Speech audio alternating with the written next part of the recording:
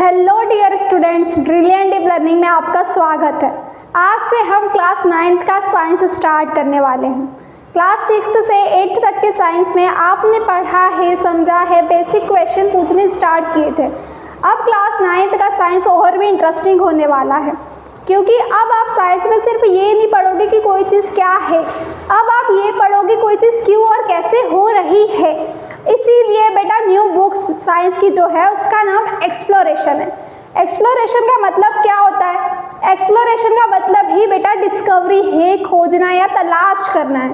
ठीक है, अब फर्स्ट चैप्टर की बात करें तो exploration entering the world of secondary science.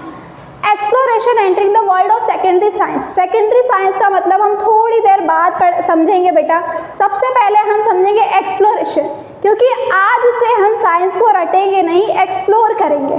सबसे पहला बेटा एक्सप्लोरेशन का मतलब क्या होता है? हमने बोला ढूंढना या खोजना, कोई चीज़ आप ढूंढ रहे हो, तो साइंस में एक्सप्लोरेशन का मतलब क्या होगा? साइंस में एक्सप्लोरेशन का मतलब है बेटा कि कोई भी चीज़ क्यों और कैसे हो रही है पूरा जानना। ठीक है, आपने कोई चीज़ देखी और आपके दिमाग में क्वेश्चन आया कि क्यों हुई, और रिजल्ट तक आप पहुंचे कि इस वजह से कोई चीज़ हो रही है, वही एक्सप्लोरेशन है। एक्सप्लोरेशन का मतलब ही देखना और पूरी तरह से समझना कि कोई चीज़ क्यों और कैसे हो रहा है। जैसे हम बात करें, exploration is a scientific process in which we observe ask questions and experiments to gain better understanding and knowledge. बेटा एक्सप्लोरेशन साइंटिफिक प्रोसेस है जिसमें हम कोई चीज़ को क्या कर रहे हैं? ऑब्जर्व, देख रहे हैं, क्वेश्चन कर रहे हैं, एक्सपेरिमेंट कर रहे हैं। क्यों कर रहे हैं? ताकि हम ये समझ पाए कि कोई भी चीज़ क्यों और कैसे हो रहा है। इसीलिए सबसे फर्स्ट बेटा ऑब्जर्वेशन।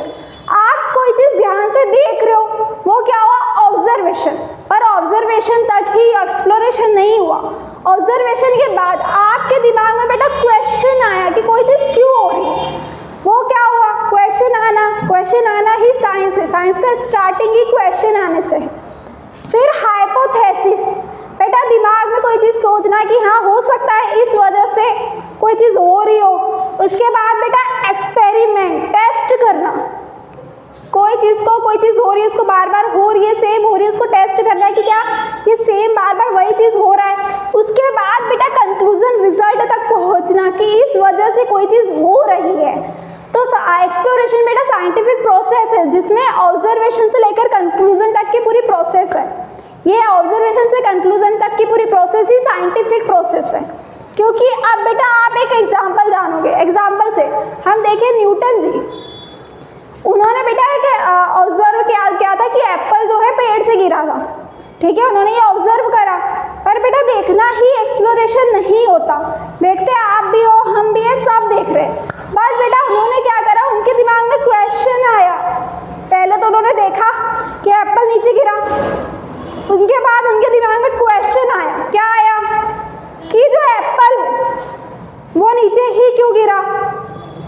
उसके बाद हाइपोथेसिस, हो सकता है उन्होंने कुछ चीज़ सोची होगी कि कोई फोर्स जो है अट्रैक्ट कर रहा है, पुल कर रहा है, खींच रहा है, हो सकता है। उसके बाद बेटा उन्होंने क्या करा? एक्सपेरिमेंट किया होगा। हो सकता है उन्होंने बहुत सारी चीज़ें ट्राई करी हो, फेंकी हो, सब नीचे गिर रही हो सकता है उन्होंने ऐसा किया हो। उसके बाद कंक्लूजन बेटा, रिजल्ट उनका पास क्या निकला था? लॉ ऑफ ग्रेविटेशन, जिसमें ये बताया गया है कि यूनिवर्स में हर ऑब्जेक्ट दूसरे ऑब्जेक्ट को अट्रैक्ट कर रहा है, और हर चीज़ जो नीचे गिर रही है वो लॉ ऑफ ग्रेविटी के कारण अर्थ जो है हर चीज़ को अपनी तरफ अट्रैक्ट करता है। तो बेटा क्या हुआ? उन्होंने कोई चीज़ देखी, ऑब्जर्व किया, उसके बाद रिजल्ट तक पहुंचे। तो उन्होंने क्या करा? कोई चीज़ देखी, उसके बाद समझे कि वो चीज़ क्यों और कैसे हुई। यही एक्सप्लोरेशन है। ठीक है, सिर्फ देखना एक्सप्लोरेशन नहीं होता, देखने के बाद वो समझना कि वो चीज़ कैसे और क्यों हो रही है, वो एक्सप्लोरेशन होता है। ठीक है, अब बेटा आप देखेंगे साइंस। हम साइंस पढ़ रहे हैं, साइंस होता क्या है? What is science? साइंस बेटा नेचर और नेचुरल फिनोमिना के बारे में पढ़ना और समझना ही साइंस कहलाता है। ठीक है, हम साइंस में वैसे भी नेचर के बारे में ही पढ़ते हैं, हमारे आसपास के एनवायरनमेंट के, ह्यूमन बॉडी के बारे में, प्लांट्स के बारे में, और नेचुरल फिनोमिना की बात करें तो बिजली का गरजना, बारिश होना, ये सब चीज़ें जो है बेटा हम साइंस में पढ़ते हैं। अब नेचुरल फिनोमिना यही जो चीज़ नेचर में नेचुरली हो रही है। तो बेटा साइंस जो है हमें बता रहा है कि दुनिया क्यों और कैसे काम कर रही है। ठीक है, दुनिया में कोई चीज़ हो रही है तो वो कैसे हो रही है, ये हमें साइंस बताता है। साइंस जो है हमें, जैसे हम बात करें science is a systematic way of understanding the natural world. Systematic understanding है नेचुरल वर्ल्ड को, अंडरस्टैंडिंग है through observation, ask questions, experiments के थ्रू। बेटा अगर आप कोई चीज़ नेचर में देख रहे हो, उसको ऑब्जर्व कर रहे हो, एक्सपेरिमेंट कर रहे हो, उसके बाद रिजल्ट ला रहे हो, वही बेटा साइंस हुआ। साइंस हमें बता रहा है कि दुनिया में कोई भी चीज़ कैसे और क्यों और कैसे काम कर रही है। जैसे बेटा गोल ऑफ साइंस, साइंस का गोल क्या है, हम साइंस क्यों पढ़ रहे हैं? क्योंकि बेटा सबसे पहले मैंने बताया नेचर और नेचुरल फिनोमिना के बारे में पढ़ना, नेचर के बारे में पढ़ना। To understand nature and the universe, nature और यूनिवर्स में कोई चीज़ कैसे हो रही है, क्यों हो रही है, ये सब पढ़ना ही बेटा क्या है, साइंस है। साइंस हमें बताता है। To discover new knowledge and facts, science बेटा हमें नई नई चीज़ें बता रहा है। जैसे हमें पहले ये नहीं पता था बेटा कि मार्स पर वाटर का एग्जिस्टेंस है, बट हमें अब पता है कि मार्स पर वाटर का एग्जिस्टेंस है। तो ये बेटा क्या हुआ कि नई नई नॉलेज और फैक्ट्स डिस्कवर हो रहे हैं साइंस की वजह से।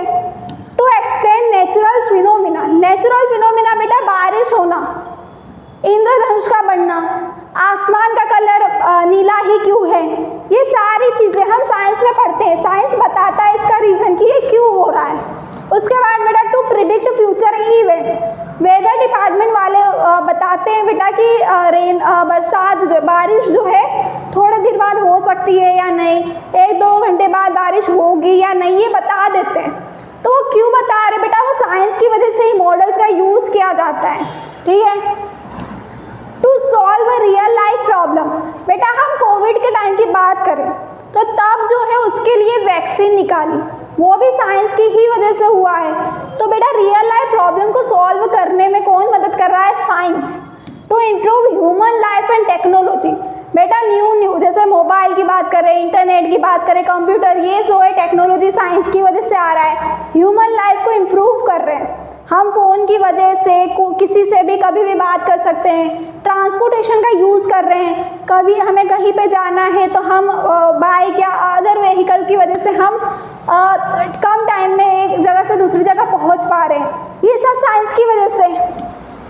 To develop logical and scientific thinking, बेटा कोई भी चीज़ को बिना रीज़न, बिना कारण, बिना प्रूफ के नहीं मानना, ये आदत ही साइंस सिखाता है। साइंस में प्रूफ के बिना कोई चीज़ नहीं मानते। To encourage curiosity and exploration, curious बनाता है बेटा साइंस, कोई चीज़ क्यों हो रही है उसका जवाब साइंस देता है, एक्सप्लोर करता है चीज़ों को कि कैसे हो रहा है, ये बताता है science. To find accurate answer through evidence, अगर प्रूफ है कोई चीज़ का तो उसका एक्यूरेट आंसर बताने का काम भी साइंस करता है। और बेटा क्या, to make life safer, easier and better, आसान, बेटर बना रहा है बेटा, बेहतर बना रहा है लाइफ को।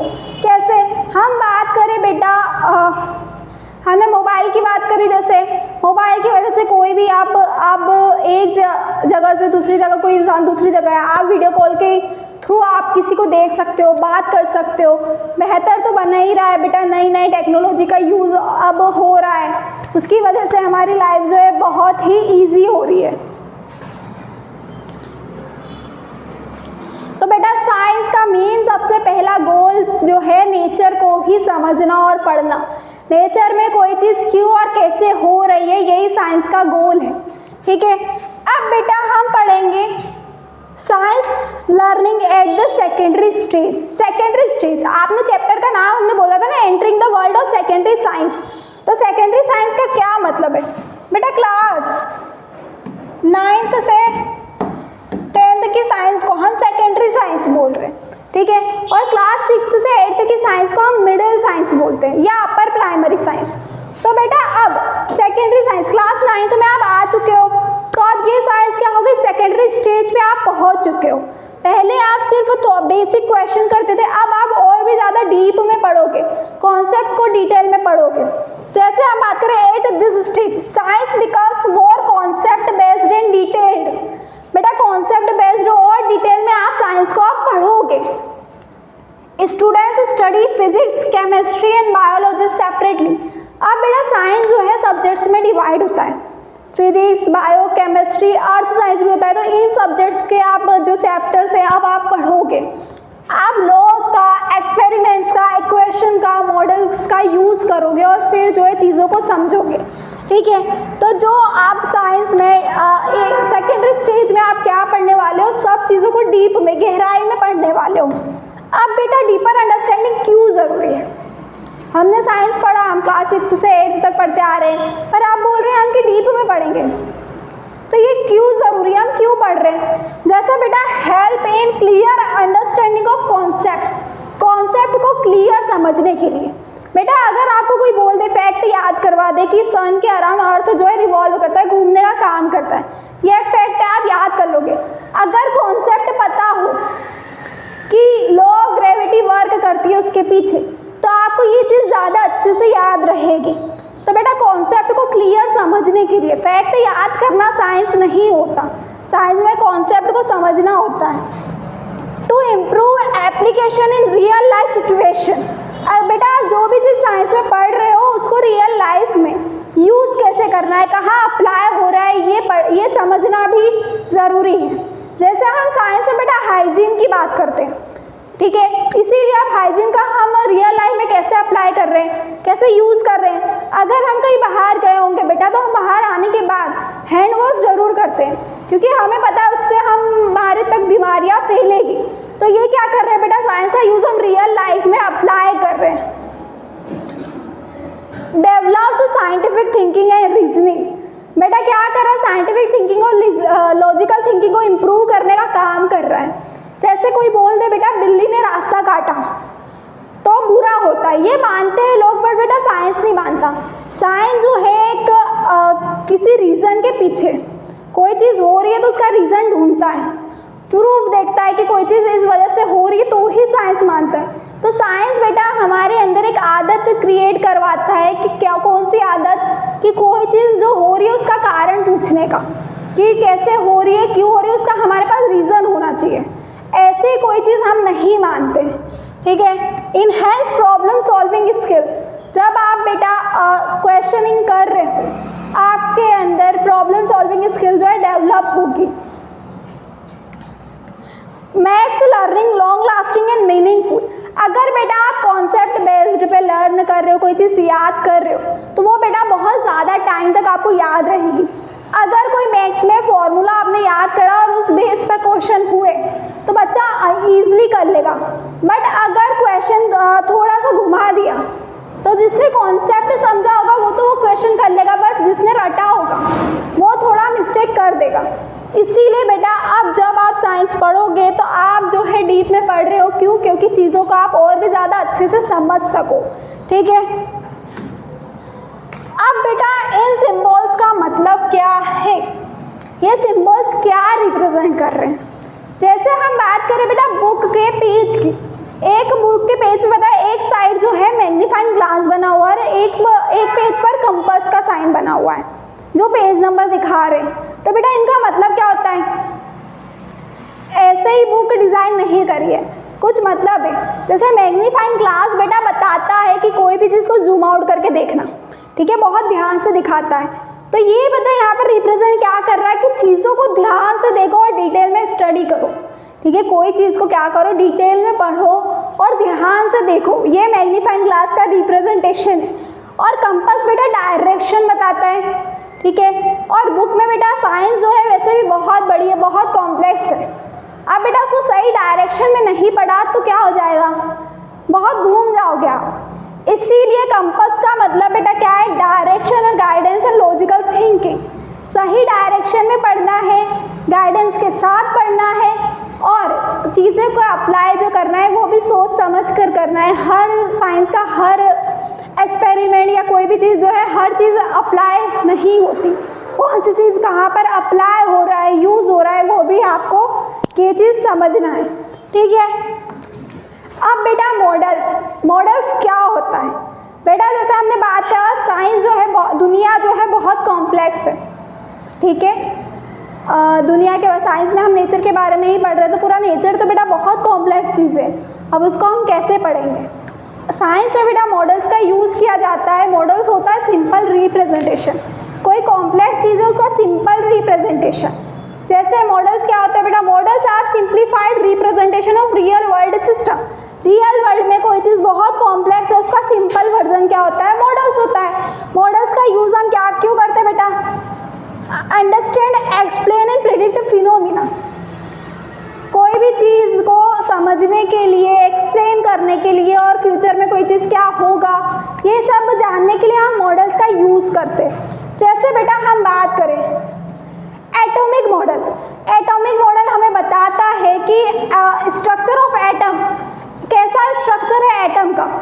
और सोलर सिस्टम का मॉडल हमें बताता है प्लैनेट्स के बारे में और सन के बारे में, उनके मौसम के बारे में पढ़ने में। हार्ट का मॉडल हमें बताता है बेटा हार्ट का स्ट्रक्चर और वर्किंग। तो मॉडल्स बेटा क्या होते हैं? अब बेटा जब आप हार्ट को, रियल हार्ट बेटा बहुत कॉम्प्लेक्स है, बहुत सारे टिश्यूज से बना हुआ है, बट हम हर चीज़ को नहीं लेते मॉडल में। जैसे हम बात करें बेटा ग्लोब का, अर्थ जो है उसको हमने स्फेयर माना है, बट ऐसा नहीं है। अर्थ जो है उसका शेप स्फेयर नहीं है, इरेगुलर है थोड़ा, ठीक है, बट हम उसको स्फेयर मान लेते हैं क्योंकि पढ़ने के लिए। अब बेटा why do we use models? हम मॉडल्स क्यों यूज़ करते हैं बेटा? हमने सबसे पहले बात करी कॉम्प्लेक्स थिंग्स को पढ़ने के लिए, समझने के लिए, एक्सप्लेन आइडियाज क्लियरली। अगर आपने कोई चीज़, आपका आइडिया है, उसको क्लियरली रिप्रेजेंट करना है सिंपल तरीके से, तो वो भी हम मॉडल्स के थ्रू कर सकते हैं। उसके बाद बेटा प्रिडिक्ट आउटकम्स। मॉडल्स की वजह से आप जो है प्रिडिक्ट कर सकते हो। जैसे बेटा वेदर फोरकास्टिंग, वेदर डिपार्टमेंट वाले कंप्यूटर मॉडल्स का यूज़ करते हैं ये बताने के लिए कि बारिश हो सकती है या नहीं हो सकती। तो मॉडल्स का यूज़ बेटा प्रिडिक्ट करने में भी आता है। मॉडल्स बेटा टाइम भी बचाता है, मनी भी बचाता है, रिसोर्सेज भी बचाता है।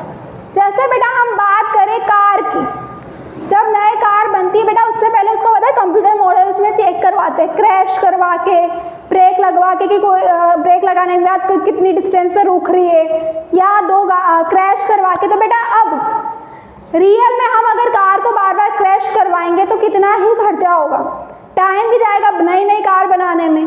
तो क्या हो रहा है बेटा? मॉडल्स के थ्रू हम क्या कर रहे हैं? ये सब चीज़ें बचा पा रहे हैं। हम उसको क्या कर रहे हैं? मॉडल्स का ही यूज़ करके हम उसको मॉडल पे देख रहे हैं कि क्रैशिंग कैसे हो रहा है, ब्रेक लगने पे गाड़ी कैसे रुक रहा है।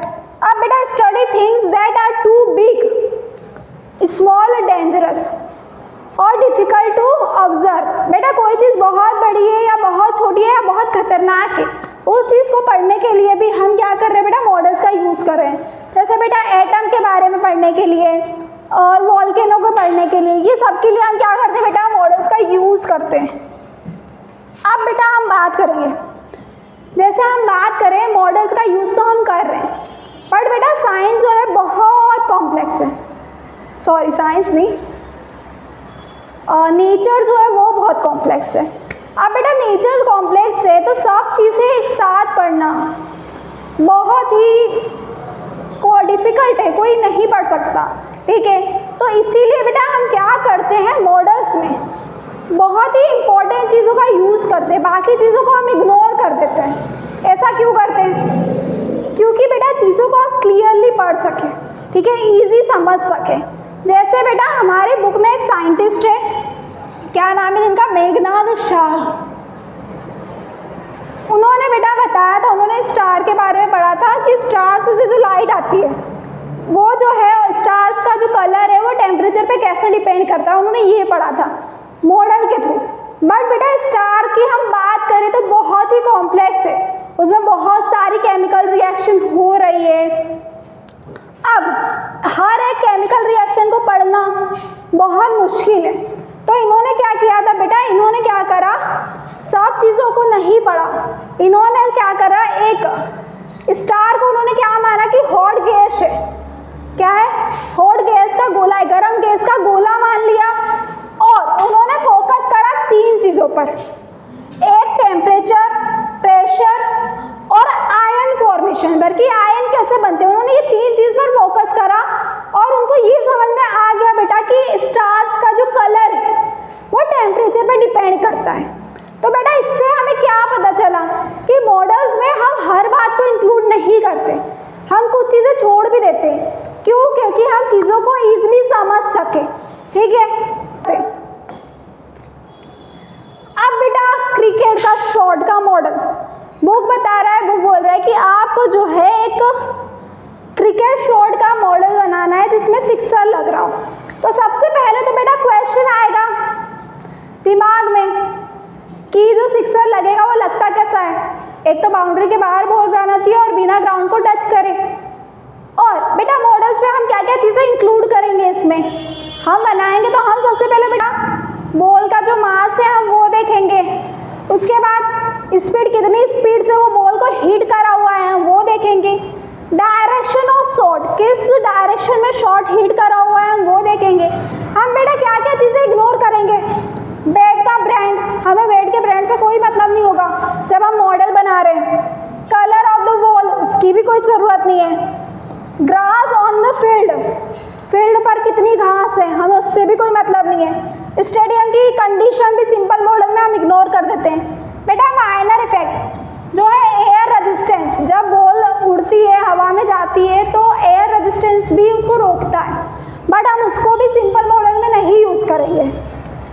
स्पिन ऑफ द बॉल, जब बेटा बॉल उड़ती है तो वो रोटेट करती है, ठीक है, तो वहाँ पर भी स्पीड थोड़ी हो सकता है कि कम ज़्यादा हो जाए, तो हम उसको भी इग्नोर कर रहे हैं। और स्टिचिंग ऑन द बॉल सीम, बेटा बॉल में बीच में जो सिलाई होती है उसको स्टिचिंग बोलते हैं, वो भी क्या करती है बॉल की स्पीड को थोड़ी कम ज़्यादा कर देती है, तो हम उसको भी मॉडल्स में यूज़ नहीं करेंगे। सिंपल मॉडल्स में बेटा हम कोई बहुत इंपॉर्टेंट चीज़ों को ही लेते हैं, बाकी चीज़ों को छोड़ देते हैं। हम चीज़ों को कब जोड़ेंगे जब हमें और भी ज़्यादा एक्यूरेट आंसर चाहिए हो, हम तब और ज़्यादा चीज़ें ऐड करेंगे, पर सिंपल मॉडल में हम ये चीज़ें यूज़ करके हम बता सकते हैं। आप बेटा वो बोल रहे हैं कि आपको क्या करना है, स्कूल से घर तक जाने का टाइम का मॉडल बनाना है, आप कितने टाइम में जो है स्कूल से घर तक पहुंच सकते हो। तो बेटा सबसे पहले distance between school and home, school और घर से कितना डिस्टेंस है आप वो नोट पहले तो मॉडल के लिए बनाना होगा, तो वो आप पहले देखोगे। उसके बाद बाइसिकल की स्पीड क्या होगी, रोड की कंडीशन कैसी है, ट्रैफिक सिग्नल्स कितने आ रहे हैं, नंबर ऑफ स्टॉप्स कितने हो रहा है, कितनी जगह पर आपको रुकना है, किधर टर्न लेना है। और बेटा क्या क्या डिटेल आप इग्नोर करोगे, कलर ऑफ बाइसिकल, बाइसिकल का कलर आप नहीं ध्यान रखोगे, कोई ज़रूरत नहीं है। ब्रांड ऑफ बाइसिकल, ब्रांड की भी ज़रूरत नहीं है। क्लॉथ्स, राइडर ने किस कलर के कपड़े पहने हैं उससे भी कोई मतलब नहीं है। वेदर, उसका भी हम सिंपल मॉडल में यूज़ नहीं करेंगे कि बरसात हो रही है कुछ हो रहा हो, ठीक है, सिंपल मॉडल में हम छोड़ देंगे। उसके बाद number of people on roads, कितने सारे लोग हैं उनको हम नहीं लेंगे। बेटा हम क्यों इग्नोर कर रहे हैं, ये चीज़ों को हम क्यों इग्नोर कर रहे हैं, ताकि बेटा मॉडल सिंपल और इजी टू कैलकुलेट हो, हम टाइम बता पाए कि मॉडल में हम टाइम बता पाए कि इतना टाइम लग सकता है। कॉम्प्लेक्स होगा तो चीज़ें और ज़्यादा ऐड होगी, टाइम और जाएगा। हम मेन फैक्टर्स को जो अफेक्ट कर रहा है टाइम को हम उसको ही ले रहे हैं। तो सिंपल मॉडल जो बेटा हमें क्या बता रहा है कि कोई भी चीज़ जो है उसको आसानी से समझ पा रहे हैं, ठीक है। अब बेटा आपको पढ़ना है मेजरमेंट। मेजरमेंट क्या होता है, मेजरमेंट का मतलब बेटा सिंपली हम मतलब की बात करें तो मापना होता है, ठीक है, किसी भी चीज़ को मेजर करना, मापना। क्या बताता है बेटा ये क्वांटिटी, कोई चीज़ कितनी प्रेजेंट है, ठीक है, किसी भी चीज़ में कोई चीज़ क्वांटिटी, कोई चीज़ कितनी प्रेजेंट है, कितनी क्वांटिटी में प्रेजेंट है, वो फाइंड करने की प्रोसेस ही बेटा क्या कहलाती है, मेजरमेंट। हम किस किस चीज़ का मेजर कर सकते हैं, हम लेंथ को मेजर कर सकते हैं, मास को मेजर कर सकते हैं, टाइम को मेजर कर सकते हैं, टेम्परेचर को मेजर कर सकते हैं, वॉल्यूम को मेजर कर सकते हैं, कोई चीज़ कितने लीटर में है, किसी की कितनी डिस्टेंस है, ये सब मेजर बेटा कर सकते हैं। अब बेटा मेजरमेंट क्यों ज़रूरी है, मेजरमेंट बेटा दो चीज़ होती है मेजरमेंट में, एक फिजिकल क्वांटिटी और एक यूनिट। क्या दोनों को हम आगे चलकर समझेंगे, पहले हम समझेंगे मेजरमेंट क्यों जरूरी है। It gives accurate and standard result. बेटा मेजरमेंट, अगर आपके पास 2-3 आम है, ठीक है, छोटे आम है, आप उसको बता ही नहीं पाओगे वेट कितना है, आप लगभग में बता पाओगे कि हो सकता है 500 ग्राम भी हो, 1 किलो भी हो, बट अगर आपने मशीन से वेट किया है तो आप प्रॉपरली एक्यूरेट बता सकते हो कि वो कितने अमाउंट में प्रेजेंट है। तो मेजरमेंट बेटा क्यों ज़रूरी है, एक्यूरेट और स्टैंडर्ड रिजल्ट के लिए। It helps to compare quantities. बेटा 2 क्वांटिटी है, जैसे अगर माने हम बोले कि गर्मी बहुत है, ठीक है, और कोई दूसरी जगह कोई बोले कि गर्मी बहुत है, अब हमें ये जानना है कि भाई कहाँ पर गर्मी ज़्यादा है, तो बेटा कैसे पता चलेगा। अगर हम यहाँ बोले कि यहाँ पर 37 डिग्री सेल्सियस टेम्परेचर है और उधर 40 डिग्री, तो हम बेटा ये बता सकते हैं कि उधर का जो टेम्परेचर है वो ज़्यादा है, वहाँ गर्मी ज़्यादा है। तो बेटा कंपेयर क्वांटिटीज़ को कंपेयर करने के लिए भी मेजरमेंट ज़रूरी होता है। इट हेल्प्स, बेटा एक ए नहीं पी है, it helps communication clearly and uniform. Communication को क्लियर करता है बेटा। जैसे अगर कोई बोले बेटा कि कोई चीज़ बहुत भारी, बट बेटा किसी को बताना है कि कितनी भारी है, वो कैसे पता चलेगा, मेजरमेंट के थ्रू। अगर आप बता ही नहीं पाओगे कि कितनी भारी है तो किसी को पता ही नहीं चलेगा। आपको पता कैसे चलेगा, वो भी मेजरमेंट के थ्रू ही मेजर करोगे तभी आप किसी को बता पाओगे कि हाँ भाई इसका वजन इतना है, ठीक है। तो मेजरमेंट कम्युनिकेशन क्लियर, कम्युनिकेशन में हेल्प करता है, हम क्लियर किसी को कोई चीज़ बता पाए। और बेटा it is essential for scientific result and daily life. अगर बेटा हमें कोई चीज़ चाहिए, हम भले मार्केट में कोई चीज़ लेने जा रहे, तो हमें बेटा उसका मेजरमेंट पता होना चाहिए। हम मान लो कोई कपड़ा लेने जा रहे हैं मार्केट में, तो 1 मीटर चाहिए, 2 मीटर चाहिए, वो मेजरमेंट के थ्रू ही होगा। और साइंटिफिक रिजल्ट बेटा साइंटिस्ट जो है केमिकल रिएक्शंस करवाते हैं, तो वहाँ पर भी बेटा मेजरमेंट का यूज़ होता है। किसी केमिकल को किसी दूसरे केमिकल में जब मिला रहे हैं तो मेजरमेंट का थ्रू यूज़ होता है, तो मेजरमेंट वहाँ पर भी ज़रूरी है। अब बेटा हम क्या करेंगे, पढ़ेंगे फिजिकल क्वांटिटी। जैसा हमने बात करी थी बेटा कि मेजरमेंट जो है फाइंड करने में, मेजरमेंट को हम जब बताते हैं तो वो 2 चीज़ों पे बता सकते हैं, फिजिकल क्वांटिटी और यूनिट। 2 चीज़ होती है मेजरमेंट, ठीक है। अगर देखो फिजिकल क्वांटिटी क्या होती है, physical quantities are those which measure, जिस भी क्वांटिटी को बेटा हम मेजर कर पाए वो फिजिकल क्वांटिटी होती है। जिस भी क्वांटिटी को आप मेजर कर पाओ वो फिजिकल क्वांटिटी है। जैसे हम बात करें लेंथ की, आप मेज़र कर सकते हो, टाइम की हम मेज़र कर सकते हैं, टेम्परेचर को हम मेज़र कर सकते हैं, वज़न मास को हम मेज़र कर सकते हैं। तो बेटा कितनी भी जो भी चीज़ जिसको हम मेज़र कर सकते हैं वो फिजिकल क्वांटिटी कहलाती है। फिजिकल क्वांटिटी में 2 चीज़ होती है, एक न्यूमेरिकल वैल्यू और एक यूनिट। जैसे बेटा हम बात करें कोई भी फिजिकल क्वांटिटी, हम बोले लेंथ की बात करें, ठीक है, उसको मेज़र करेंगे तो आप यही बोलोगे कि 1 मीटर है। अगर किसी के बोले कि टेबल की बात करें तो 1 मीटर, हमने टेबल की लेंथ बताई, तो बेटा क्या आया 1 मीटर। एक जो है बेटा न्यूमेरिकल वैल्यू हो गया और मीटर जो है यूनिट हो गया। तो किसी भी फिजिकल क्वांटिटी में बेटा 2 चीज़ होती है, एक न्यूमेरिकल वैल्यू और एक यूनिट। यूनिट बेटा क्या बताती है, कोई भी क्वांटिटी कोई भी चीज़ जो है किस क्वांटिटी में प्रेजेंट है, ठीक है। तो फिजिकल क्वांटिटी बेटा हम समझ गए, जैसे हम लेंथ फिजिकल क्वांटिटी है, मास है, टाइम है, स्पीड है, फोर्स है, टेम्परेचर है, ये सब चीज़ को हम बेटा मेज़र कर सकते हैं। और बेटा जितनी भी चीज़ों को हम मेज़र कर रहे हैं उसका अपना अपना यूनिट है। बेटा अगर आपने इंस्टाग्राम पे एक रील देखी होगी जिसमें क्या होता है, एक दुकान के पास एक लड़की जाती है और वो बोलती है भैया 1 लीटर आलू दे दो। तो दुकानदार हंसकर बोलता है कि दीदी को 1 लीटर आलू दो।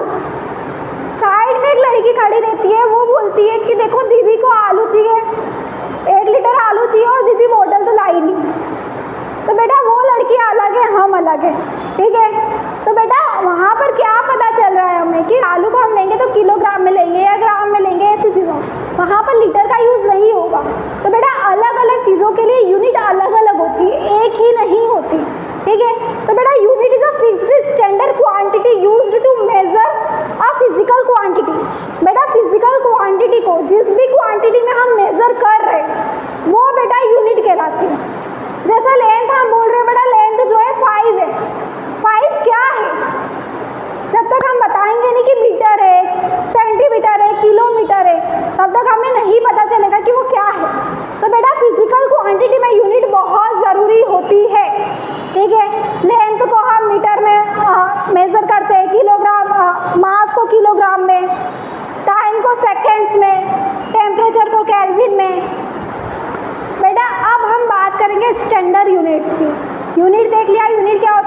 किसी भी फिजिकल क्वांटिटी को किस क्वांटिटी में मेजर कर रहे हैं वो यूनिट कहलाता है। स्टैंडर्ड यूनिट क्या होता है? फिक्स्ड होता है बेटा, यूनिवर्सल। फिक्स्ड और यूनिवर्सल एक्सेप्टेड, बेटा फिक्स्ड होती है और हर जगह एक्सेप्टेड होती है, ठीक है। अगर बेटा हम कुछ यूनिट्स की बात करें, जैसे रत्ती हो गया, पसेरी हो गया,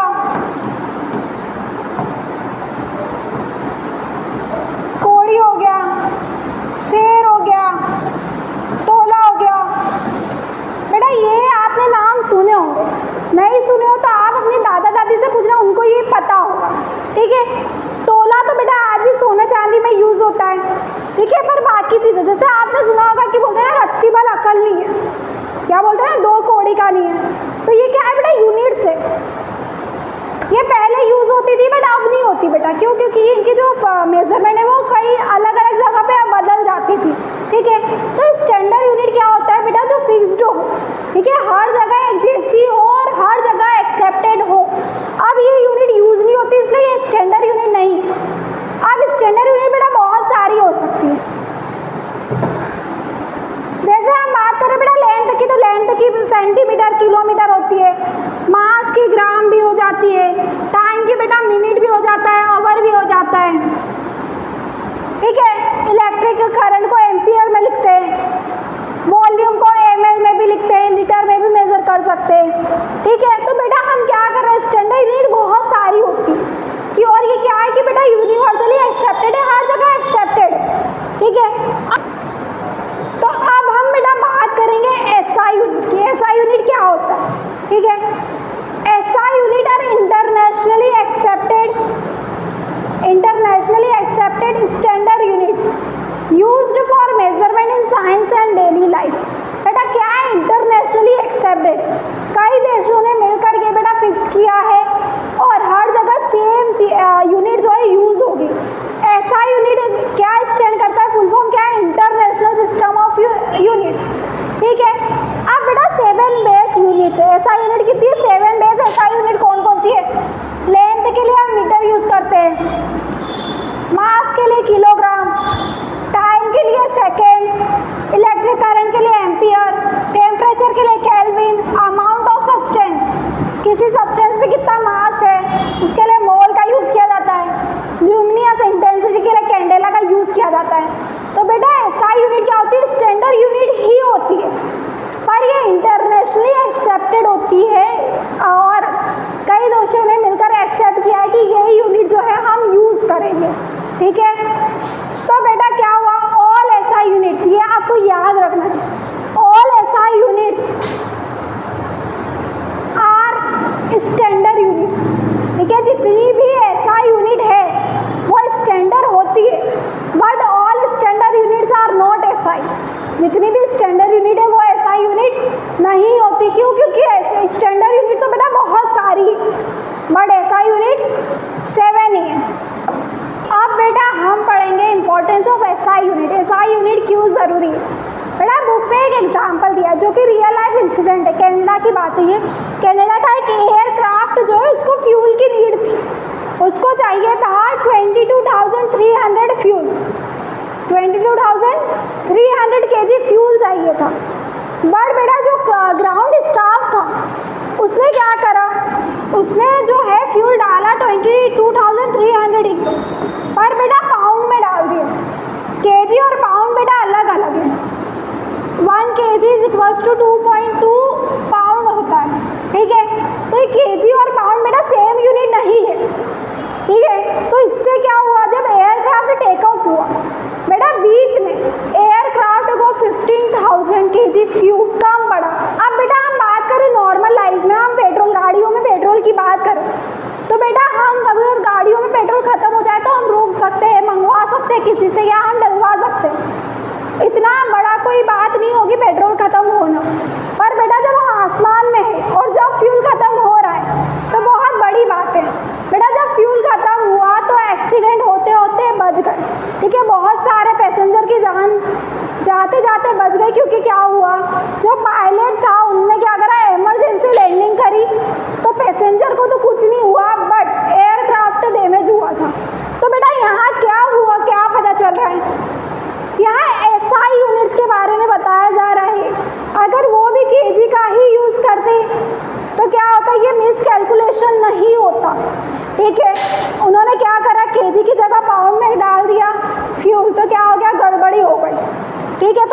यूनिट बेटा बहुत ज़रूरी है। यूनिवर्सल सिस्टम ऑफ मेजरमेंट, हर जगह एक यूनिट यूज हो रही है तो मेजरमेंट क्लियर हो रहा है।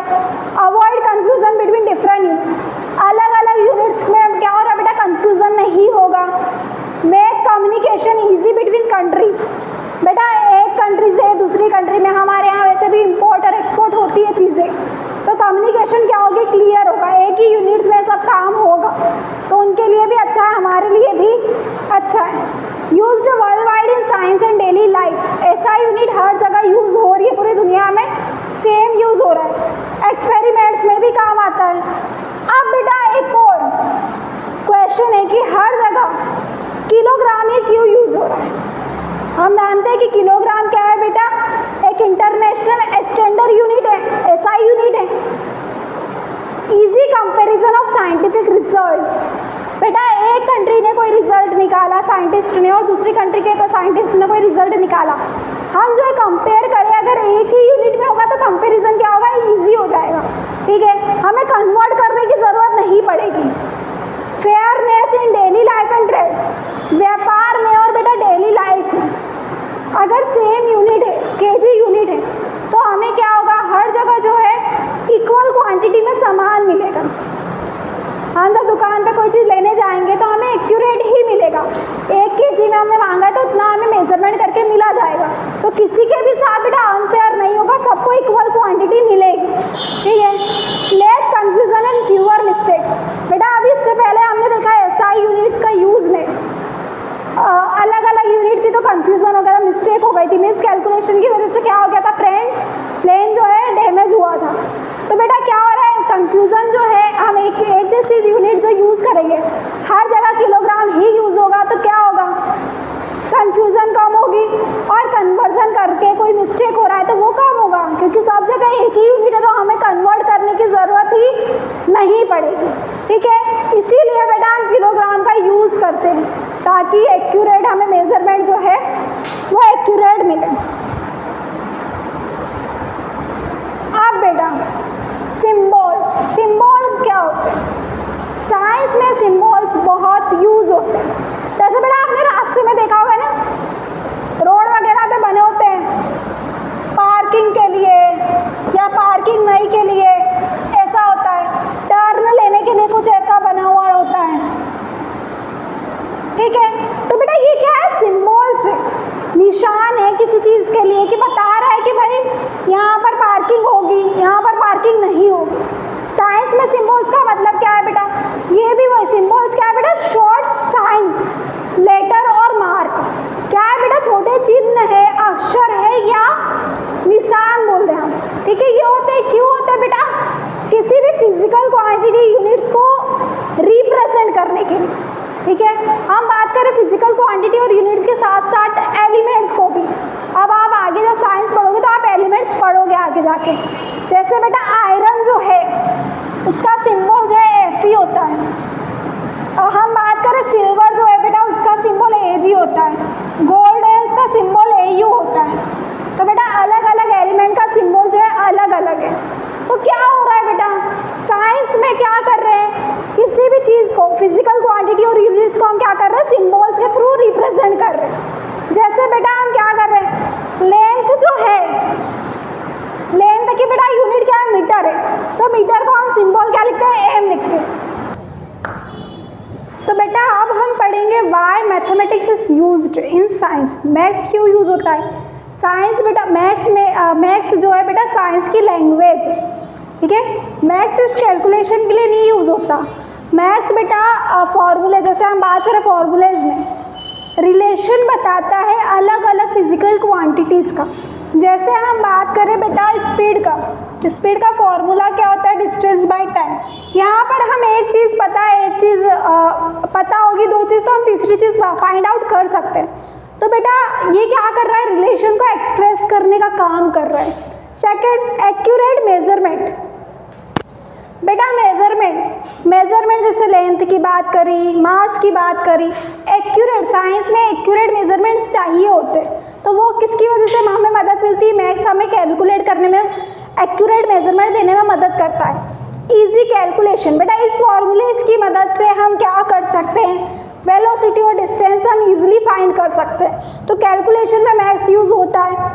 प्रिडिक्शन ऑफ इवेंट्स, प्रिडिक्ट करने में बेटा वेदर चेंज होता है, वो प्रिडिक्शन हम मैक्स के थ्रू कर सकते हैं। प्लैनेट्स के मूवमेंट्स के बारे में हम मैक्स के थ्रू पढ़ सकते हैं। और बेटा मोशन, ऑब्जेक्ट किसी मोशन में है, जैसे हम अभी एक एग्जांपल देखेंगे, उससे हम समझेंगे मैक्स जो है प्रिडिक्ट कैसे कर पा रहा है। अंडरस्टैंड कॉम्प्लेक्स फिनोमिना, जैसे बेटा हम बात करें साउंड वेव्स की, लाइट वेव्स की, इलेक्ट्रिसिटी की, स्पेस की, ये बहुत कॉम्प्लेक्स चीज़ें हैं, हम मैक्स की वजह से इनको हम पढ़ पा रहे हैं। बेटा अब हम क्या देखेंगे, अब एक एग्जांपल देखते हैं मोशन का। जैसे हम बात करें बेटा स्पीड की, स्पीड की हम बात करें तो स्पीड का फॉर्मूला बेटा क्या होता है, speed is equals to distance upon में टाइम, ठीक है। अब बेटा अगर हम बात करें कोई कार जो है 120 किलोमीटर की डिस्टेंस जो है ट्रैवल कर रहा है, कितने टाइम में, 3 आवर में, ठीक है। तो हम स्पीड निकाल सकते हैं, कैसे निकाल सकते हैं, डिस्टेंस और टाइम को रख के क्या आ गया 40 किलोमीटर पर आवर, बेटा ये क्या आ गई, स्पीड आ गई। अब हमें बेटा स्पीड पता चल गई है, तो अब हम ये निकाल सकते हैं कि अगले कुछ घंटे में वो कार जो है कितने डिस्टेंस ट्रेवल कर रहा है, कहाँ पहुँच जाएगा, ये हम बता सकते हैं। कैसे, अगर हम बात करें अगले 4 घंटे में वो कितनी डिस्टेंस ट्रेवल करेगा, तो कैसे फाइंड आउट करेंगे बेटा, स्पीड 40 है, डिस्टेंस पता नहीं, टाइम जो है 4 है, तो डिस्टेंस बेटा क्या हो गई 160 किलोमीटर। अगले 4 घंटे में वो 160 किलोमीटर जो है डिस्टेंस कवर कर लेगा। तो हमें बेटा क्या हो गया, इससे हमने प्रिडिक्ट कर लिया, हमने मोशन की वजह से, और मोशन क्या, ऑब्जेक्ट के मोशन की वजह से हम प्रिडिक्ट कर पा रहे हैं, क्या कर पा रहे हैं कि जो कार है वो अगले कुछ टाइम में कितना डिस्टेंस ट्रेवल कर लेगी, ठीक है। तो ये सब बेटा हम किसकी वजह से कर पा रहे हैं, मैक्स की वजह से कर पा रहे हैं। अब बेटा मैक्स का और हर जगह यूज है, ठीक है, मैक्स जो है हर जगह है, मैक्स कोई बेटा किसी चीज़ में रुकावट नहीं है, ठीक है, कोई ऐसी बहुत कठिन चीज़ नहीं है, ये साइंस को और इजी ही बना रहा है, ठीक है। जैसे हम बात करें बेटा वेदर में कितने चांस है बरसात होने के, वो मैक्स बताता है। केमिकल रिएक्शंस में बेटा कितने अमाउंट में कोई चीज़ हम मिला रहे हैं, मैक्स बता रहा है। एनर्जी बेटा यहाँ पर एनर्जी का जो फॉर्मूला है is equals to mc square, यहाँ पर एनर्जी और मास के बीच में रिलेशन जो है वो मैक्स से डिफाइन हो रहा है। पॉपुलेशन, अगर बेटा हमें पॉपुलेशन ग्रोथ फाइंड कर रहा है कि अगले सालों में कितना पॉपुलेशन ग्रोथ होगा, तो वो भी हम जो है मैक्स के थ्रू हम क्या कर सकते हैं बेटा, फाइंड कर सकते हैं। अब हम पढ़ेंगे बेटा पैटर्न्स। पैटर्न्स क्या होते हैं, पैटर्न्स का मतलब है बेटा कोई भी चीज नेचर में या हम बात करें कोई नंबर में, डेटा में कोई चीज सेम हो रही, बार बार एक जैसे रिपीटेड हो रही हो, हमेशा हर बार हो रही, वो चीज को हम पैटर्न बोलते हैं। जैसे बेटा हम जानते हैं रात और दिन होता है, हर 24 आवर में ये चीज होगी, हम जानते हैं। मून जो है शेप जो उसका फिक्स नहीं रहता, रोज जो है थोड़ा डिफरेंट रहता है, ठीक है। प्लांट की ग्रोथ की बात करें, प्लांट ग्रोथ करते तो कैसे करते हैं, हम बीज उगाएंगे तो उसके बाद स्प्राउट्स आएगा, ग्रोथ होगी, फिर मैच्योर जाके एक ट्री बनेगा, ये प्लांट की ग्रोथ का एक पैटर्न है। सीजन की बात करें बेटा हम कि हम जानते हैं कि हर 4 मंथ में सीजन जो है चेंज होते हैं, विंटर, समर, उसके बाद रेनी जो है ये आते हैं।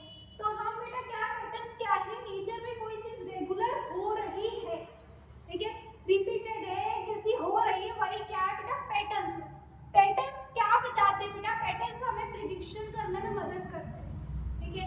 और हमें क्या बताते हैं, पैटर्न हमें बताते हैं कि फ्लो थ्योरी और प्रिंसिपल बनाने में मदद करते हैं, ठीक है। हमने जैसे बेटा साइंस की बात की थी, साइंस में लॉ, थ्योरी, प्रिंसिपल्स ये सब आते हैं। तो सबसे पहले बेटा हम पढ़ेंगे लॉ क्या होता है। लॉ बेटा एक फिक्स्ड रूल है नेचर का, ठीक है, ये चेंज नहीं होता, नेचर में किसी कंडीशन में क्या होता है वो लॉ बताता है, ठीक है।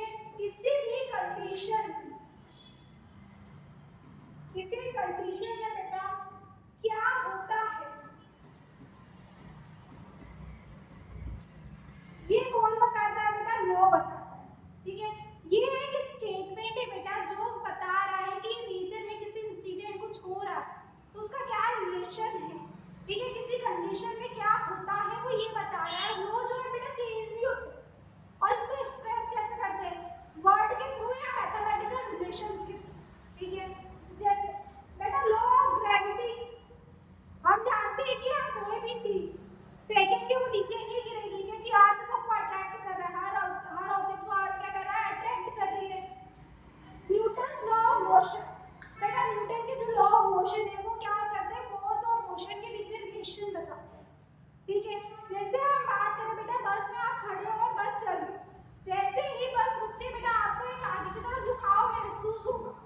ठीक है, और ये सबके साथ होगा, आप हो, हम हो, कोई और हो। तो बेटा क्या ये न्यूटन का लॉ ऑफ इनर्शिया सबसे फर्स्ट जो लॉ है उस पे ये चीज जो है डिपेंड कर, ये सिचुएशन जो है उस लॉ पर वर्क करती है। लॉ ऑफ इनर्शिया कहता है बेटा कि कोई चीज अगर रेस्ट पे है वो रेस्ट पे ही रहेगी, कोई चीज मोशन में है वो मोशन में ही रहेगी। कब तक? जब तक कोई एक्सटर्नल फोर्स ना लगे तब तक वो रेस्ट या मोशन में है तो वो मोशन में ही रहेगी। ठीक है, अब बेटा ओम्स लॉ, ये बेटा वोल्टेज करंट और रेजिस्टेंस के बीच में रिलेशनशिप बताता है। ओम्स लॉ बेटा होता है V = IR। V का मतलब वोल्टेज, I का मतलब करंट और R का मतलब रेजिस्टेंस। जैसे बेटा आप अगर आपको मतलब बाइक चलानी है, ठीक है, और रोड पे बहुत सारे स्पीड ब्रेकर है तो आप एकदम स्पीड में नहीं चला पाओगे, आप थोड़ा रुक रुक के चलाओगे क्योंकि बीच में स्पीड ब्रेकर जो है डिस्टर्ब करता है। वैसे बेटा रेजिस्टेंस क्या होता है? करंट का स्पीड ब्रेकर होता है। ठीक है, कभी करंट कभी रिकॉर्ड ज्यादा है, रेजिस्टेंस ज्यादा है तो करंट जो है कम फ्लो होगा, ये बताता है। ठीक है, ओम्स लॉ ये बताता है। Law of conservation of mass, ये बताता है बेटा कि मास जो है किसी भी केमिकल रिएक्शन में ना बनता है ना खत्म होता है। ठीक है, जितनी चीजों को मिलाकर हमने कुछ बनाया है उतना ही मास जो है प्रेजेंट होगा। ठीक है, तो मास जो है कभी भी क्या होता है? खत्म भी नहीं होता और ना बनता है। ठीक है, तो ये बेटा लॉ होता है। लॉ जो है चेंज नहीं होते। ठीक है,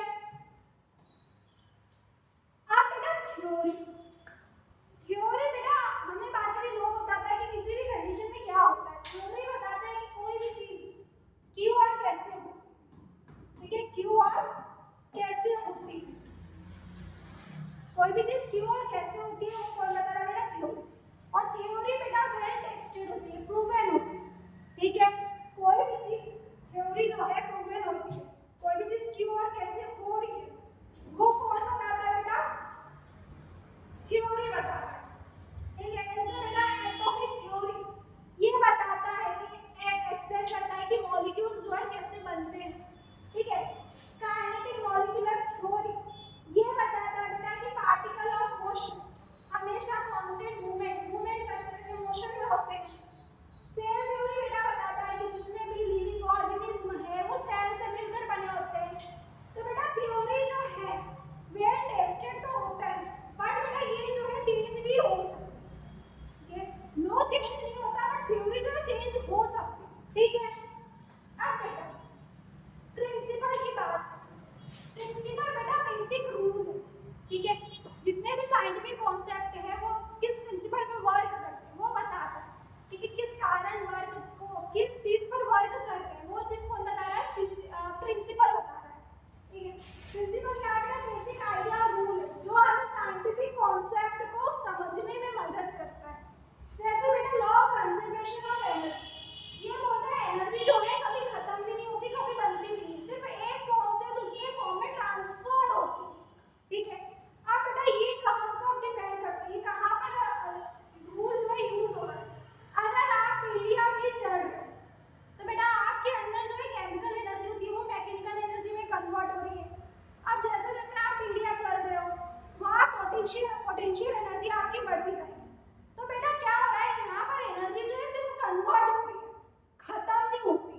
ठीक है, और भी हम एग्जांपल की बात करें, फैन की वर्किंग की बात करें बेटा तो फैन में इलेक्ट्रिसिटी जाती है, फिर फैन की जो ब्लेड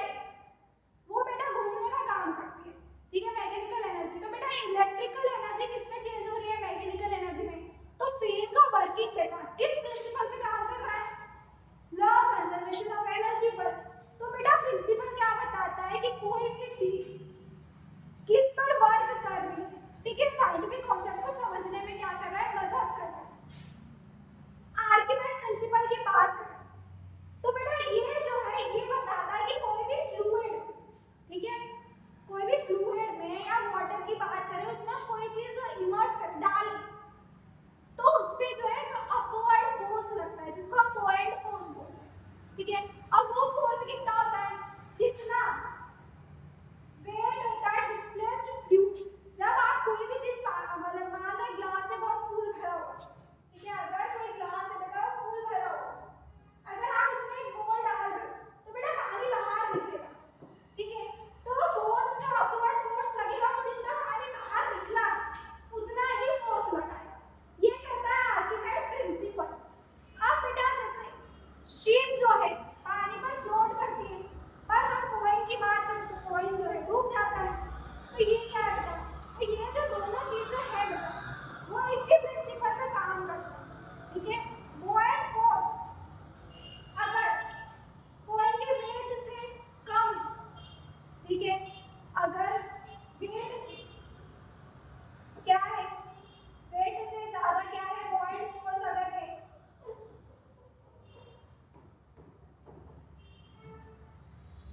अगर बुओयंट फोर्स बेटा वेट से ज्यादा है, ठीक है, चीजें जो है ऊपर आएगी। और अगर बुओयंट फोर्स से वेट ज्यादा है, बुओयंट फोर्स से वेट ज्यादा है, ठीक है, वेट ज्यादा है तो वो चीज क्या होगी, पानी में डूब जाएगी, ठीक है। अगर बेटा इक्वल वेट और बुओयंट फोर्स इक्वल हो जाए तो पानी में फ्लोट करेगी, सिंपल सी बात है। तो ये क्या हुआ बेटा, आर्किमेड प्रिंसिपल पे ये चीजें वर्क करती है। तो ठीक है, समझ में आ गया बेटा लॉ, थ्योरी और प्रिंसिपल क्या होता है। अब बेटा how do we check predictions, हम बोल रहे हैं ना साइंटिस्ट जो है प्रिडिक्शन करते हैं, ठीक है, प्रिडिक्ट करते हैं। तो प्रिडिक्शन को चेक कैसे कर रहे हैं, एक बुक में एग्जांपल दिया, ठीक है, क्या एक वर्षा है वो बोल रही है कि आज जो है पानी गिरेगा क्योंकि बादल जो है काले दिख रहे हैं। अब उसकी जो फ्रेंड है मेघना, ठीक है, वो बोल रही है अगर साइंस में प्रिडिक्शन करें तो प्रिडिक्शन कैसे कर सकते हैं, साइंस में तो सिर्फ ये चीज नहीं मान सकते कि सिर्फ बादल काले तो पानी गिरेगा। तो वो सोच रही है अगर हम साइंस की बात करें तो साइंस में प्रिडिक्शन करने के लिए आप कौन कौन से क्वेश्चन पूछ सकते हैं कि भाई ह्यूमिडिटी लेवल क्या है, बोलते ना ह्यूमिडिटी का मतलब होता है बेटा पानी की कितना एयर में कितना वाटर प्रेजेंट है, नमी, ठीक है, तो कितना ह्यूमिडिटी है, वो क्वेश्चन पूछ रही है। ऐसे क्वेश्चन हो सकते हैं, ह्यूमिडिटी क्या पिछली बार जितनी रेन जब बरसात हुई थी उस दिन ह्यूमिडिटी उससे ज्यादा है क्या। और क्वेश्चन क्या पूछ सकते हैं, विंड स्पीड क्या है, डायरेक्शन क्या है स्पीड की, टेम्परेचर जो है पिछली बार जब बरसात हुई थी तो टेम्परेचर जब डिक्रीज हुआ था वही टेम्परेचर क्या आज भी डिक्रीज हुआ है। वेदर कंडीशन जब पास्ट में जब पहले बार बरसात हुई थी तो तब का जो वेदर है वो कैसा, मौसम कैसा था, ठीक है, तब कंडीशन कैसी थी। और सिर्फ बादल काले ये बोल रहे हैं पानी गिरेगा, तो ये बेटा हर बार जरूरी नहीं, क्योंकि बेटा गिर भी सकता है, नहीं भी गिर सकता है। बट साइंटिफिक प्रोसेस क्या है बेटा, साइंटिफिक प्रेडिक्शन कैसे करते हैं, वो बेटा क्या करते हैं, मेजरमेंट करते हैं, ठीक है, डाटा को मेजर करते हैं कि पिछली बार कौन कौन सी चीजें हुई थी। आज मतलब आज जैसे पानी की हम बात करें तो आज का ह्यूमिडिटी कितना है, टेम्परेचर कितना है, विंड स्पीड कितना है, ये सब डाटा को क्या करते हैं, मेजर करते हैं। फिर बेटा पास्ट पैटर्न्स को देखेंगे कि पिछली बार बरसात हुई तो तब मौसम कैसा था। फिर बेटा ऑब्जर्वेशन और टाइम ऑब्जर्वेशन, वो सब चीजों को देखने के बाद प्रिडिक्ट करते हैं, ठीक है। ऐसे ही सिर्फ बादल काले हैं बोलने से बरसात होगी ये नहीं कोई मानता साइंस में, ठीक है। अब बेटा why do weather forecasting sometimes wrong, क्यों हो जाते हैं गलत वेदर फोरकास्टिंग। फोरकास्टिंग का मतलब होता है बेटा किसी भी चीज को फ्यूचर में प्रिडिक्ट, अनुमान लगाना कि कोई चीज भविष्य में हो सकती है, ठीक है, अनुमान पॉसिबिलिटी बताना। तो वेदर फोरकास्टिंग वाले क्यों बेटा कभी कभी गलत हो जाते हैं, क्योंकि बेटा वेदर जो है कॉम्प्लेक्स चीज़ों पे करता है। टेम्परेचर हो गया, ठीक है, एयर प्रेशर हो गया, ह्यूमिडिटी हो गया, विंड हो गया, इन पे वेदर जो है डिपेंड करता है। और बेटा अगर वेदर जो है ये चीज़ों में कभी कोई भी डिफरेंस, कोई भी चेंज आया तो वेदर चेंजेस भाई मौसम में कोई भी ये सब चीज़ों पे डिपेंड करता है। अगर इन चीज़ों में बेटा कोई भी चेंज आया तो वो जो है फोरकास्टिंग जो अनुमान लगा रहे हैं वो उसमें भी चेंज हो सकता है, जो प्रिडिक्ट कर रहे हैं उसमें भी चेंज आएगा, ठीक है। तो क्या होता है वेदर फोरकास्टिंग वाले बेटा फोरकास्ट जब करते हैं वो कंप्यूटर मॉडल्स का और मेजरमेंट्स का यूज करते हैं। अगर इन सब चीज़ों में छोटा भी चेंज आता है तो बेटा बहुत बड़ा डिफरेंस हो जाता है फाइनल रिजल्ट में। कैसे बेटा वेदर फोरकास्टिंग कितने टाइम के लिए एक्यूरेट हो सकता है, एक दिन, 2 दिन या कुछ घंटे की बात करें। हम बात करें कि भाई कोई मौसम वेदर डिपार्टमेंट वाला आज से 4 महीने बाद का वेदर बता दे तो बेटा वो सही होगा भी कि नहीं होगा वो ऐसा है ही, क्योंकि बहुत चेंजेस हो जाते हैं वेदर में। छोटे भी चेंजेस वेदर फैक्टर में कोई भी चेंज छोटा हुआ तो वो रिजल्ट को बहुत ही ज़्यादा प्रभाव करेगा, ठीक है, वो रिजल्ट चेंज हो जाएगा। तो वेदर फोरकास्टिंग वाले बेटा कभी कभी रॉन्ग क्यों जाते हैं, क्योंकि वेदर क्या करता है बेटा इन चीज़ों पे डिपेंड करता है, बहुत कॉम्प्लेक्स चीज़ों पे डिपेंड करता है। अगर इन चीज़ों में कोई भी चेंज आया तो रिजल्ट जो है बहुत डिफरेंट हो जाएगा, ठीक है। अब बेटा क्या पूछ रहा है साइंस फिक्स्ड और चेंजिंग, साइंस फिक्स्ड है या चेंज होते रहता है? तो बेटा साइंस जो है हमेशा चेंज होते रहता है, बदलता रहता है, ठीक है। क्या लिखा है science is always evolving, evolving का मतलब ये बेटा बदलते रहता है, ठीक है। न्यू एक्सपेरिमेंट, न्यू एविडेंस जैसे जैसे आएंगे बेटा वैसे वैसे साइंस जो है करेक्शन के लिए ऑलरेडी क्या ओपन रहता है, ठीक है।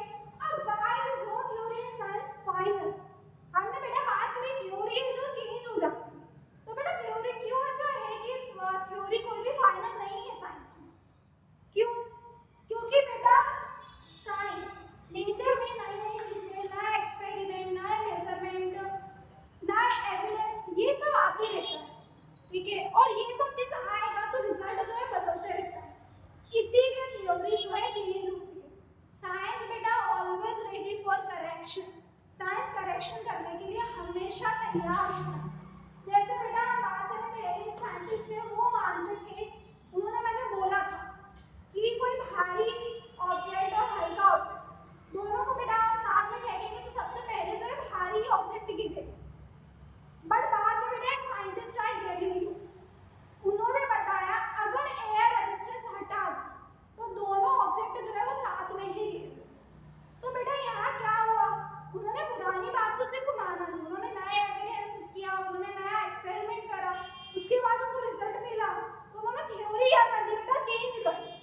इसीलिए साइंस में बेटा थ्योरी क्या होती है बदलती रहती है, क्योंकि नए नए एविडेंस, टेक्नोलॉजी और एक्यूरेट मेजरमेंट ये सब जो है आते रहता है और साइंस जो है करेक्ट करने के लिए तैयार रहता है। अब on what basis do scientists accept or reject ideas? Scientist बेटा ऐसा वो किस बेस पर कोई भी आइडिया को एक्सेप्ट करते हैं या रिजेक्ट करते हैं, ठीक है, वो किस पे करते हैं? तो बेटा वो साइंटिस्ट जो है वो सिर्फ एविडेंस को मानते हैं, किसी भी चीज का प्रूफ है, कोई बात का प्रूफ है, ठीक है, तो उसको मानेंगे। अगर किसी ने बस बोल दिया है, किसी का ओपिनियन है तो वो चीज को नहीं मानते, ठीक है। जैसे हमने बिल्ली के रास्ता काटने की बात करी तो बेटा वो सिर्फ एक लोग मानते हैं, उसका साइंस से कोई लेन देन नहीं, साइंस नहीं मानता, क्योंकि साइंस सिर्फ एविडेंस प्रूफ को मानता है कि कोई चीज का रीजन है तो वो मानेगा वरना नहीं मानेगा, ठीक है। एक बुक में बेटा कुछ दिया हुआ है, क्या दिया हुआ है, वो बोल रहे हैं कि सोशल मीडिया पे ये ऐसा क्लेम करते हैं कि एक्लिप्स जो है ग्रहण के टाइम, सूर्य ग्रहण के टाइम क्या होता है खाना खाना जो है हार्मफुल मानते हैं। तो ये साइंटिफिकली सही है क्या? तो बेटा नहीं, क्यों नहीं? एक्लिप्स बेटा है शेडो, छाया, ठीक है। क्या होता है जब सन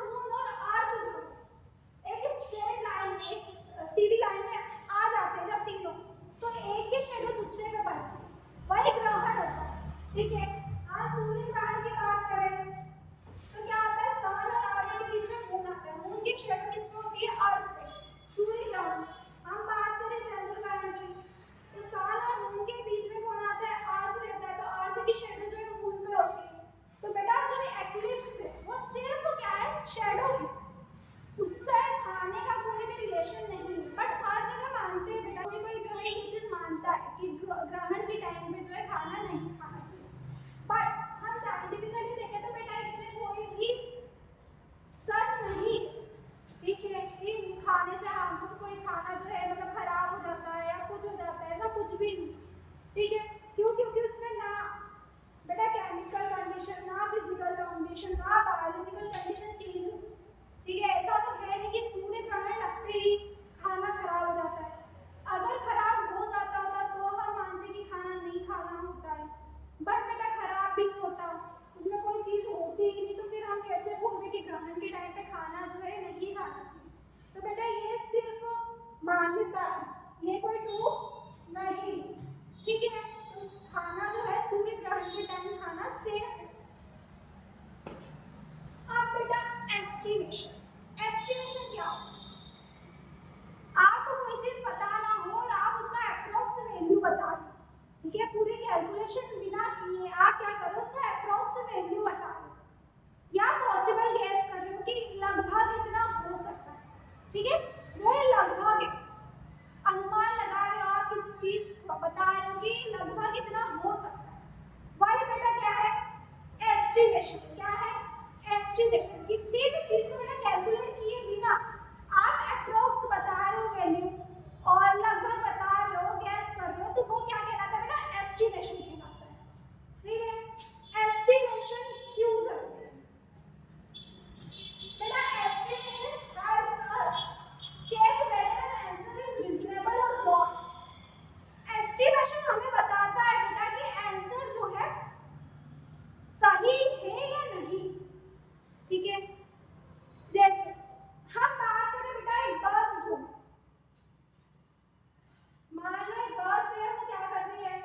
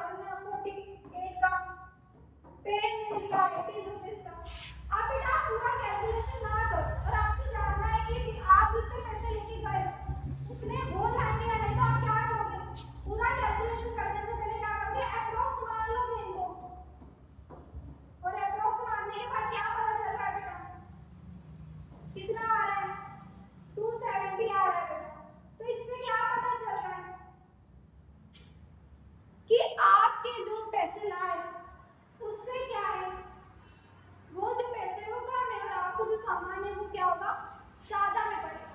तो आप क्या कर सकते हो, मेरा टाइम बचा सकते हो। पूरा कैलकुलेट ना करके आपने क्या करा, अप्रोक्स में वैल्यू को ले लिया और क्या कर लिया, पता कर लिया कि आपके पास जितने पैसे हैं वो देने के लिए सही है या नहीं है, मतलब जितने अपने सामान जितने में आ रहा है उतने पैसे हैं या नहीं है, वो आपको पता चले। अब बेटा क्या बता रहा है, it develops logical thinking and scientific reasoning. Estimation हमें बेटा क्या कर रहा है, लॉजिकल रीजनिंग और साइंटिफिक थिंकिंग को इम्प्रूव करवा रहा है। जैसे अगर बेटा मैं आपको बोलूं कि न्यू बॉर्न बेबी जो है वो क्या कर रहा है, 1 मिनट में 2 मीटर डिस्टेंस कवर कर रहा है, ठीक है, और कोई बोले कि 2 मिनट में वो कितना डिस्टेंस कवर करेगा, तो बेटा एस्टिमेशन निकालोगे ही ना। क्यों? क्योंकि आप खुद जानते हो कि भाई न्यू बॉर्न बेबी जो चल नहीं सकता वो इतनी डिस्टेंस कवर कैसे करेगा। तो यहाँ पर बेटा क्या हो रहा है, आप ये समझ पा रहे हो कि ये चीज आप इसका आंसर निकालोगे या नहीं निकालोगे, ये भी आप पहले समझ आ जाएगी, ठीक है। It improves confidence in solving problem. बेटा जैसे जैसे आप क्वेश्चन सॉल्व करते हो, प्रॉब्लम सॉल्व करते हो, आप में इतना कॉन्फिडेंस आ जाता है। जैसे अगर आपका एग्जैक्ट वैल्यू आपने जो एस्टिमेशन किया है एग्जैक्ट वैल्यू से लगभग 1-2% ही कुछ मिस्टेक हो, मतलब ठीक है मिलता जुलता हो, तो आपका कॉन्फिडेंस और इंक्रीज होगा कि ठीक है हमने सही निकाला, ठीक है, मैथ्स में ऐसा होता है। अब बेटा क्या, how much rice would feed a family of 4 for a month. बेटा बुक में क्वेश्चन पूछ रहे हैं, वो बोल रहे हैं कि 4 मेंबर, एक फैमिली है जिसमें 4 मेंबर, ठीक है, अब उनको 1 मंथ में वो सिर्फ चावल ही खा रहे, ठीक है, तो चावल खा रहे तो बेटा उनको 1 मंथ में कितने चावल लगेंगे उसका एस्टिमेशन निकालना, टोटल नहीं निकालना बेटा, एग्जैक्ट नहीं निकालना है, ठीक है, हमें सिर्फ बताना है कि एस्टिमेट करना है कि कितना हो सकता है। जैसे बेटा हम बात करें अडल्ट, एक अडल्ट की बात करें बेटा, हम तो एक अडल्ट को 2000 से 2500 तक की किलो कैलोरी एक दिन में लगती। अब बेटा यहाँ पर कितने लोग हैं, 4 हैं, हम बेटा लेके चलते हैं 2000 को, तो बेटा 4 मेंबर है, 4 मेंबर है, तो बेटा 4 मेंबर को कितने कैलोरी लगेगा, किलो कैलोरी लगेगा 8000 किलो कैलोरी, ठीक है। अब बेटा हम बात करें, हम जैसा हम ऐसे ही बोले कि 100 ग्राम, हम बोले कि 4 जन का एक मंथ के लिए 100 ग्राम तो बहुत कम प्राइस है, हम बोले कि 400-500 क्विंटल वो भी बहुत ज्यादा हो जाएगा। तो बेटा हम क्या कर रहे हैं, हम एस्टिमेट निकाल रहे हैं, हम सोच रहे हैं कि 100 ग्राम जो चावल होते हैं उसमें जो है 350 किलो कैलोरी होता है, जब चावल बन जाते हैं तो उसमें किलो कैलोरी कितना होता है, 350। अगर बेटा हम बात 1 किलो कैलोरी की बात करेंगे तो हम यहाँ से निकाल सकते हैं कितना होगा, 100 बाय 350। अब बेटा हमें कितने का चाहिए, हमें 8000 का चाहिए, 8000 किलो कैलोरी के निकालना है, तो क्या होगा बेटा 350। अब बेटा इसका आंसर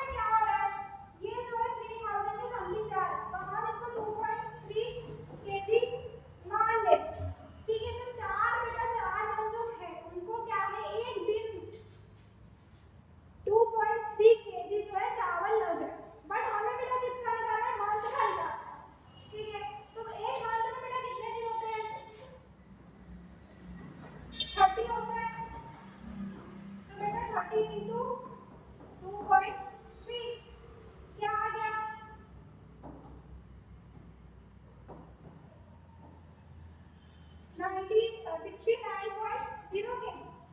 तो बेटा क्या है 69 kg, हमने ये एस्टिमेट निकाला है कि उनको 69 kg तक 1 मंथ में चावल लग सकता। अब बेटा वो पूछ रहा है कहाँ पर कौन सी चीज जो है सही रहेगी।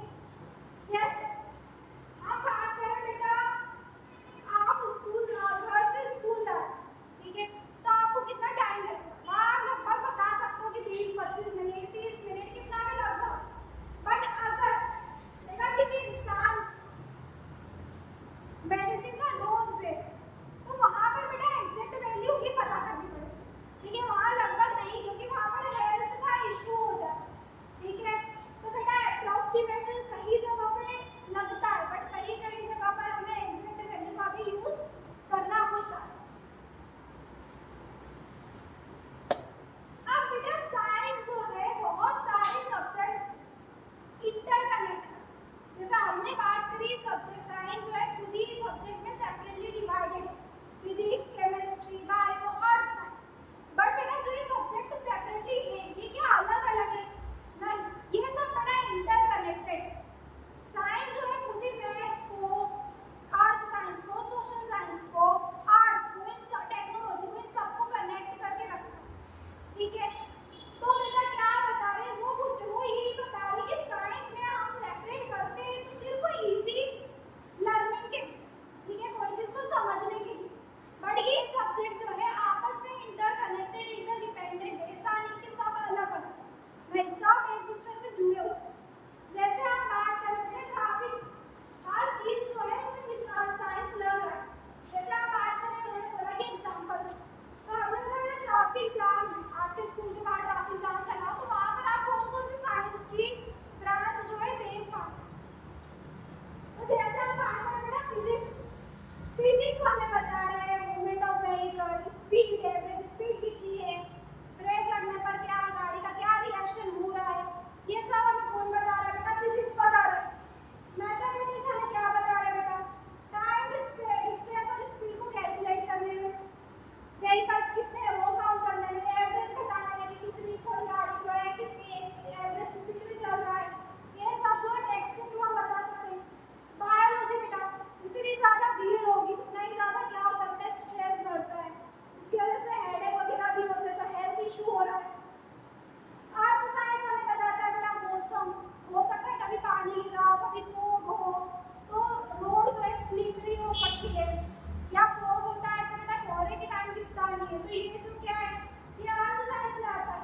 केमिस्ट्री बेटा गाड़ियों में जो फ्यूल है वो बर्न होता है, इसके बाद गैसेस रिलीज होती है, CO2 CO NO2, ये बेटा 2 आ गया, SO2 nitrogen dioxide, sulphur dioxide, ये जो गैसेस है एयर पॉल्यूट भी करती है और हार्मफुल इफेक्ट देती है, ठीक है। तो बेटा ट्रैफिक जाम में ये सारे सब्जेक्ट ब्रांचेस जो है क्या हो गए आ गए। अब बेटा वो बोल रहा है मास्क, कोविड के टाइम में बेटा मास्क तो सबने यूज करे, तो मास्क में साइंस की ब्रांच कैसे वर्क करती है, ठीक है, मास्क कैसे वर्क कर रहा है पहले तो वो ये बोल रहा है। तो बेटा मास्क हम जानते हैं फिल्ट्रेशन करता है एयर को, ठीक है, एयर के पार्टिकल क्या कर रहा है फिल्टर कर रहा है कि वायरसेस बैक्टीरिया ये जो है हमारी बॉडी में ना जाए, और हमारी बॉडी में वायरस को इन्फेक्शन है तो वो बाहर ना निकले, यही करता है मास्क। तो बेटा इसमें कौन कौन सी ब्रांच जो है लगी, जैसे हम बात करें बेटा फिजिक्स, पार्टिकल्स का जो मोशन है वो बताता है फिजिक्स, ठीक है। मास्क जो है बेटा पार्टिकल के मोशन क्या करते हैं, मास्क पे इलेक्ट्रोस्टैटिक चार्ज होता है, ठीक है, कोई कोई से मास्क जो है N95 मास्क उस पे इलेक्ट्रोस्टैटिक चार्ज होता है, जो क्या करते हैं कि एयर पार्टिकल्स जो बड़े पार्टिकल होते हैं उनको क्या करता है रोक लेता है, अंदर नहीं जाने देता। तो बेटा फिजिक्स हमें बताता है पार्टिकल की मोशन, और वो पार्टिकल को मास्क कैसे रोकता है वो कौन बता रहा है, physics. Chemistry properties of polymer fibre, बेटा जो मास्क है वो पॉलीमर फाइबर से बनते हैं, पॉलीप्रोपिलीन से बनते हैं, तो वो क्या करते हैं वो फाइबर की बेटा क्या क्वालिटी है, बहुत स्ट्रॉन्ग होते हैं बेटा, और हल्के लाइट वेटेड होते हैं, उनमें जो है बेटा पोर्स जल्दी बन जाते हैं,